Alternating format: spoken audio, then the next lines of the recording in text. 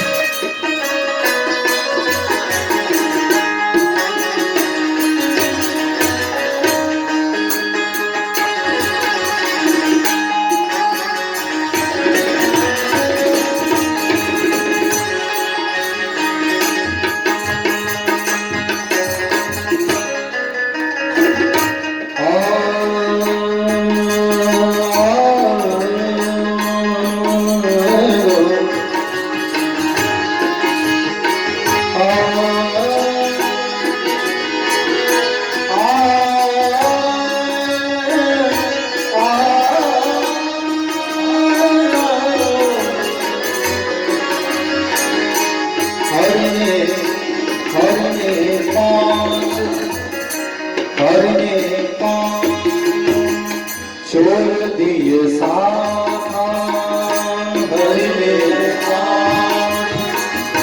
छोड़ दिए साथा हरि ने पांच क्या है आंख नाक मुंह कान ये छोड़ कर आंख से कल कहां क्या देखने लगा कान से क्या सुनने लगा यही तो चीज है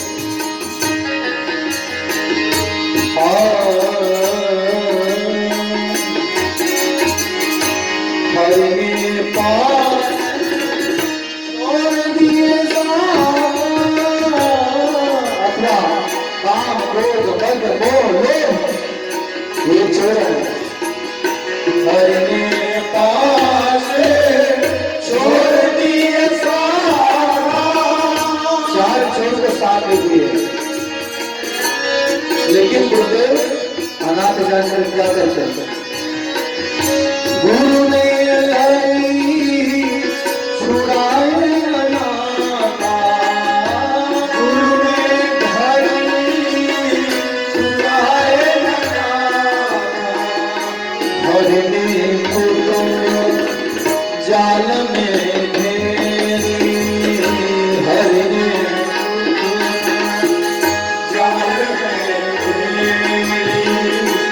भगवान क्या करते हैं परिवारी जनों का मोह ममता ये सब भरा गया हरि कुटुंब जाल में घेरी हरि कुटुंब जाल में गुरुदेव क्या करते हैं गुरु ने काटी ममता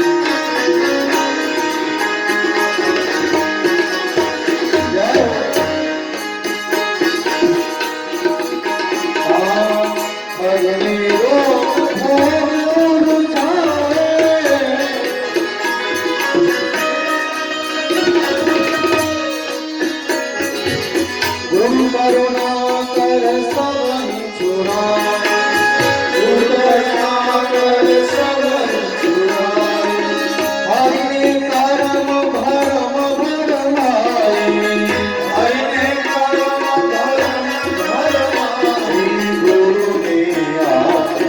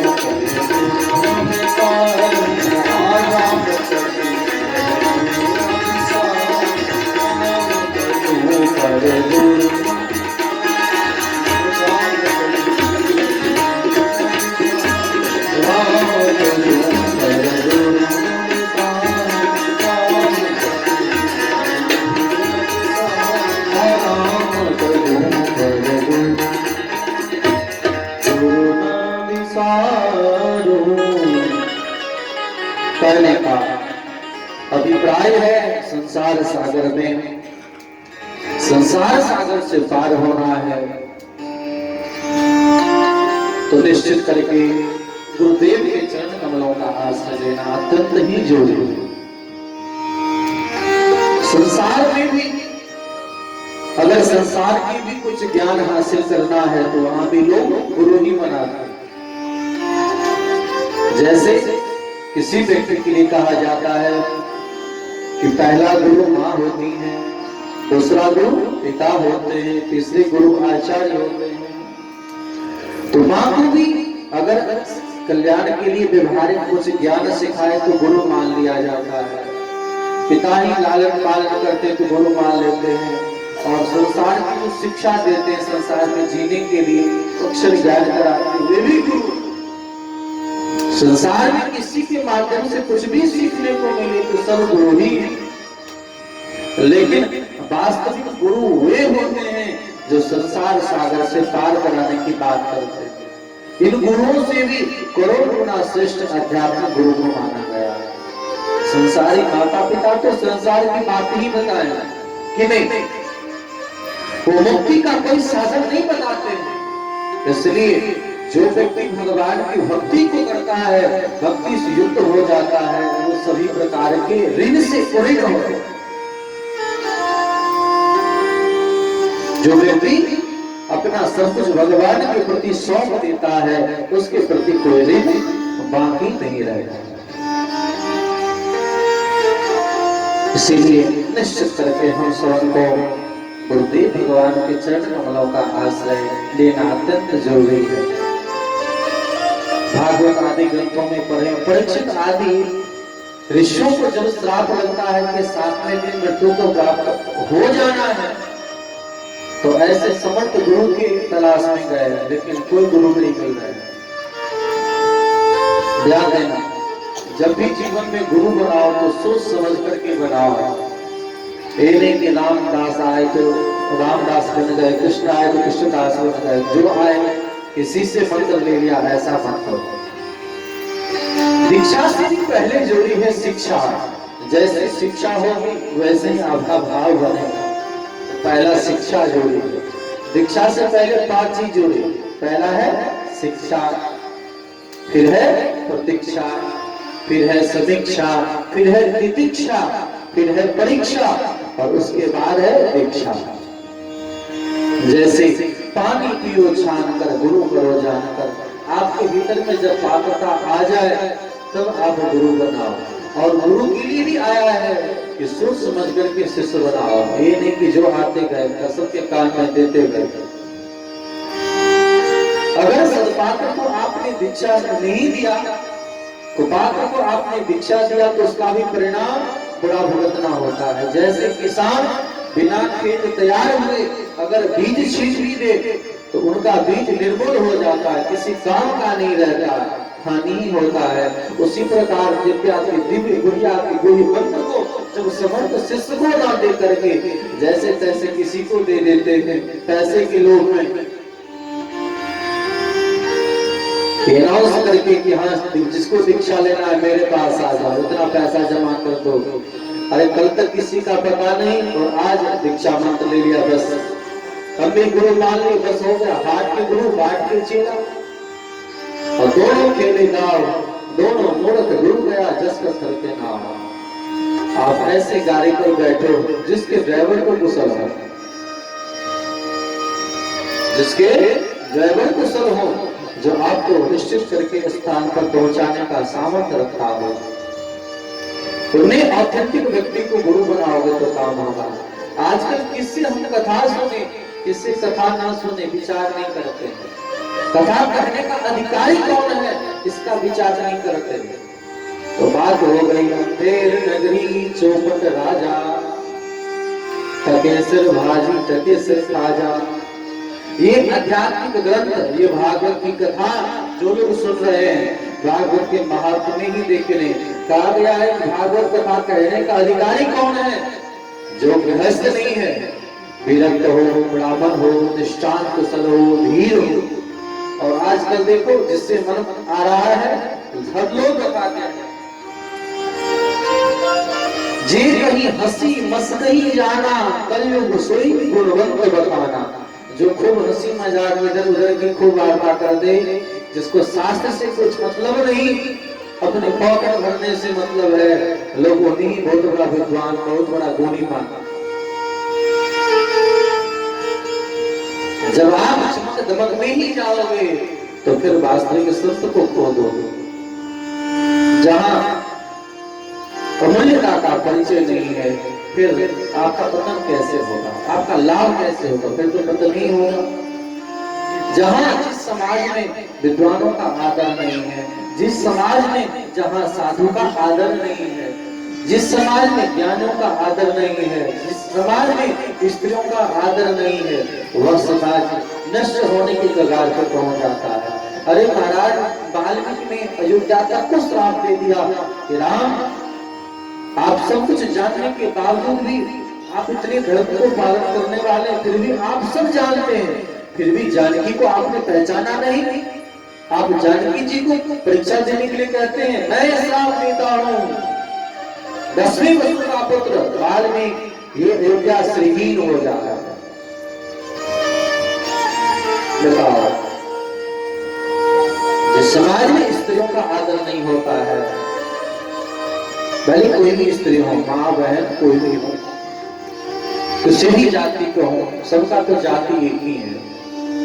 अगर सबका जाति एक ना होता तो रामायण में नहीं कहा गया होता विप्र धेनु सुध संत हित लिंग मनुज होता।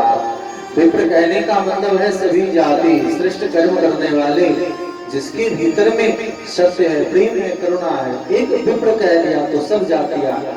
धेनु, एक गाय कह देने से सभी जीव जंतु आ गए, विप्र धेनु। एक सुर कह देने से सभी देवता आ गए, विप्र धेनु सुर। और एक संत कह देने से सभी प्रकार के संत आ गए। ये ना सोचे कि हाँ सिर्फ रामा के लिए भगवान अवतार देते।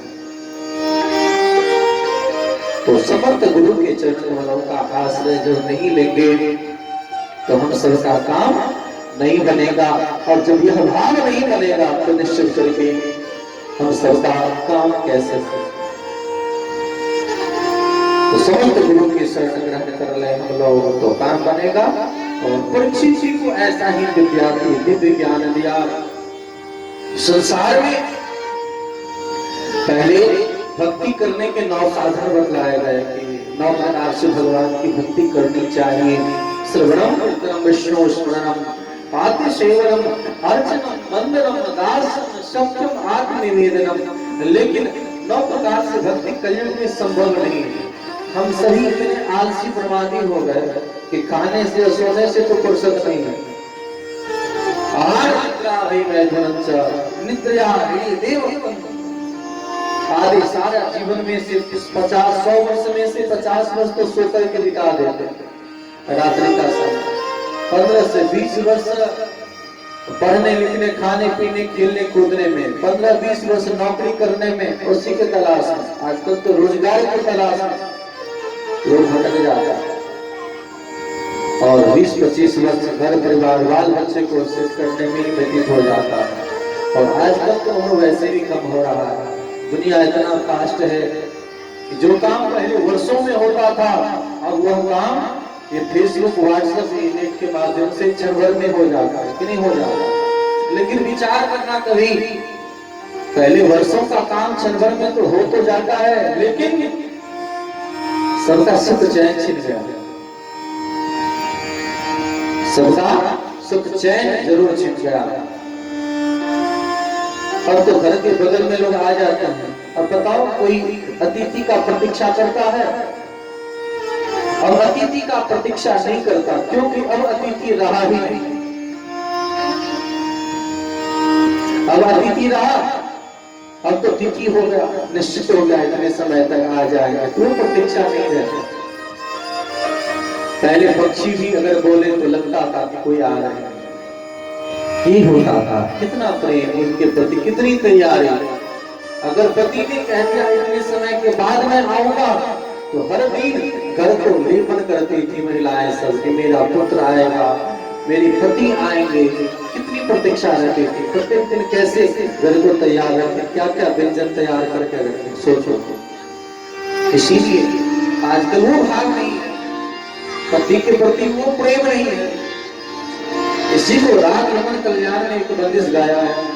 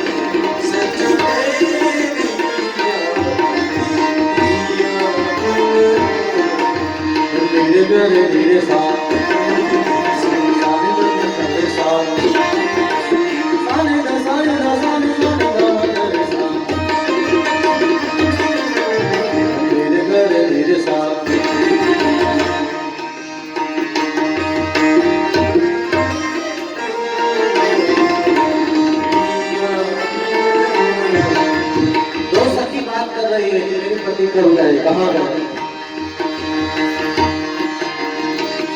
जब से पिया परदेस रवान कियो, जब से पिया परदेस रवान रतिया कदम तारे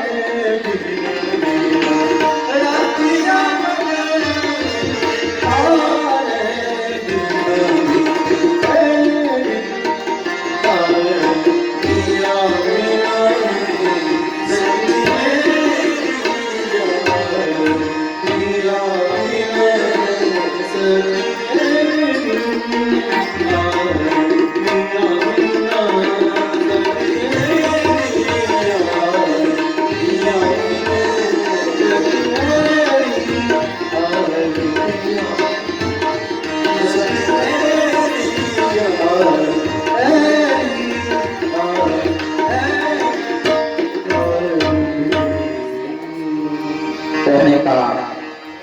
भाग है। अब वो प्रतीक्षा नहीं रहा, अतिथि रहा नहीं। अगर एक दो बार कोई फोन करे, फोन ना भी उठे तो लगता है हार्ट अटैक हो गया कि नहीं, क्या हुआ। इतनी आशंकाएं, ऐसा है कि नहीं? इतनी आशंकाएं बढ़ जाती है, कदाचित कोई घटना ना घट गया। पहले भगवान मंगल ही करेंगे। पहले विचार करो, पहले लोग पत्र ही लिखते थे तो कितना सुंदर आनंद आता। पहले कोई पत्र भेजे तो पत्र में कितना प्रेम होता था। लगता था कि किलो किलो भर रसगुल्ले उसी पत्र में छिपा हुआ। डॉक्टर साहब, और उस पत्र को पढ़ करके सुनाना कितना कठिन काम होता था। कोई पत्र, पहले पढ़े लिखे लोग तो होते नहीं थे, तो पत्र डाकिया लेकर के आया और दो चार घर परिवार वाले बैठ करके व्यक्ति जो पत्र पढ़ता था, वो पत्र पढ़ने वाले में कितने सुंदर सुंदर पहले लोग भोजन कराता था, चाय पिलाता था। भैया पत्र पढ़ते थे, ये समाज की गरिमा थी कि नहीं? पत्र लिखाना ही हो तो भैया थोड़ा सा चाय पी लो, नाश्ता कर लो। और लगता था कि सामने वाला व्यक्ति आता, भले ही स्वयं व्यक्ति नहीं आता था, लेकिन जब उनके साथी कोई पहुंचता था तो लगता था वही व्यक्ति आया कि नहीं। यह बात भागवत में आप कहोगे कि अपनी मन से कह रहे हैं, नहीं, यह बात भगवान श्याम सुंदर ने जब उद्धव को भेजा है, उद्धव जाओ और मेरे माँ पिता को संदेश दे देना। और उद्धव जी जब जाते हैं तो नंद बाबा सबके साथ यही स्थिति है। उद्धव को देख करके जैसे कृष्ण से मिलते वैसे ही भगवान मिले हैं। ये है प्रेम। अपने भाव को, अपनी संवेदना को इतना तीव्र बनाओ कि परमात्मा प्रकट हो जाए। आजकल हम लोग संवेदनहीन होते जा रहे हैं, भीतर में संवेदना ही नहीं है। और संवेदनशील व्यक्ति को ही तो जड़ कहा। जड़ क्या है? पत्थर क्या है? अहिल्या पत्थर की बन गई। पत्थर के बनने का मतलब क्या है? कुछ करने के लिए समर्थवान नहीं रहे। जिसके भीतर में संवेदना नहीं है वही तो पत्थर है, वही तो शिला है। भले ही संसार में मनुष्य रूप में दिखाई पड़े, लेकिन संवेदनाहीन जो व्यक्ति है, जिसके भीतर में दया नहीं, प्रेम नहीं, वो भी कोई मनुष्य है? दूसरे के दुख से दुर्भूत होकर के जो परोपकार में ही अपने जीवन को लगा करके रखे, वही तो साधु है। वो तो घर में रह करके भी साधु है। उन्हें कोई जोड़ी नहीं तुलसी माला पहनने की, उससे जुड़ी नहीं दिखाने की, वेशभूषा लगाने की। मैं साधक हूँ, मैं संत हूँ, मैं महात्मा हूँ। साधक संत महात्मा तो कभी किसी रूप में कहीं भी रह सकते हैं। अपने चेतना, अपने सद्गुणों के कारण ही तो साधु कहलाते हैं, जिसने साधना किया। नवधा भक्ति जो 9 प्रकार से है, उस नवधा भक्ति को इस कलियुगी जीवों के लिए मात्र 3 बात रखा। पहला क्या है? श्रवणम कीर्तनम विष्णु स्मरणम। 3 को हम छोड़ दें सत्यु त्रेता के लिए, और 3 को छोड़ दें द्वापर के लिए, और 3 रहने दें कलयुग में। यानी श्रवणम कीर्तनम विष्णु स्मरणम पाद सेवनम अर्चनम वंदनम दासम सत्यम निवेदनम। आजकल कहते हैं पाद सेवनम, चौथा भक्ति है पाद सेवनम, यानी चरण सेवा करना चाहिए। लेकिन कलयुग में कोई चरण सेवा करना चाहता है? मजबूरी में कोई सेवा करता है, नहीं तो कहेगा कि दवा तो है, दवा खा लो, दर्द अपने आप खत्म हो जाए।